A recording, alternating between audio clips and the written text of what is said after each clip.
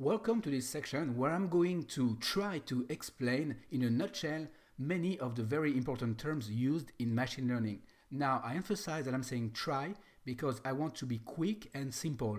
And as you can already know, the field of machine learning, many of the people in the field have PhDs, and there's a lot of different jargon and math involved. So I'm going to try to tackle this the easiest way, so at least you get to understand what's happening here. So I'm going to go into the quick explanation of a neural network, but before I do so, I need you to understand what a neuron is, or at least what an artificial neuron is. So here I have an explanation of definition of what a neuron is. So an artificial neuron. Why artificial? Well, because it's not an actual neuron from your brain. It's just a virtual or digital neuron. It's a mathematical function conceived as a model of biological neurons, a neural network. Now, what does this mean?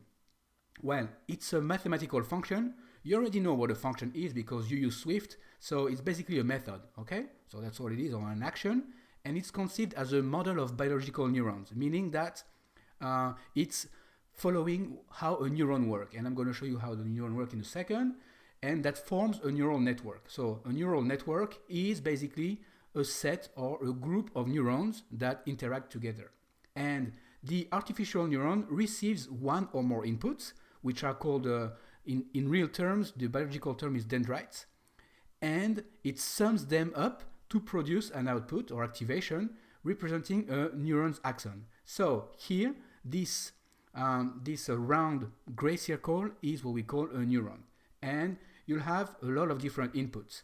Now, inputs could be, in a real brain, could be what you're seeing or what you're listening. All of this is translated into data. So these are the inputs, all of these inputs. So it could be what you see, what you hear, what you touch, and so on.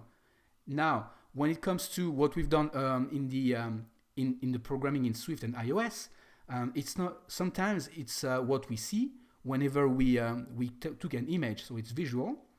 Also, it's what the data that we have, such as the data set that we use for the iris flower, right? And then the neuron is going to compute one single output. Okay, so this is the output that comes out of the neuron, taking all this data and processing it. Now, the next step is to explain what a neural network is. So, neural network is what you see here. So this node, and I'm going to copy and paste it here, and this node will interact with other nodes. So you'll have one node. Let me try to make it smaller. Cool.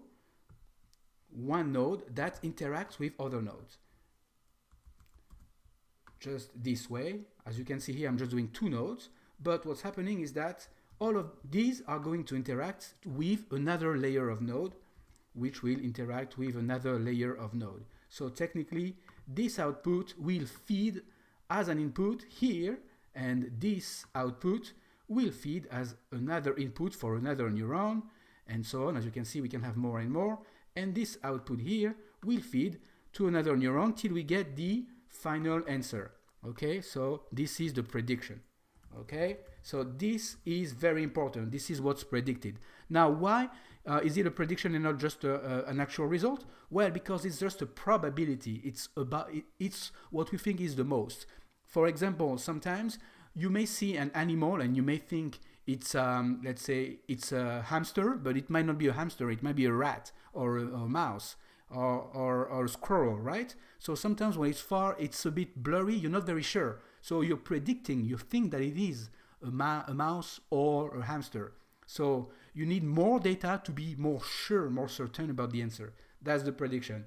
All right, and all of this is what we call a neural network, artificial neural network. All right, I hope that this is a bit more clear, but don't worry about it. I'm going to go deeper into this.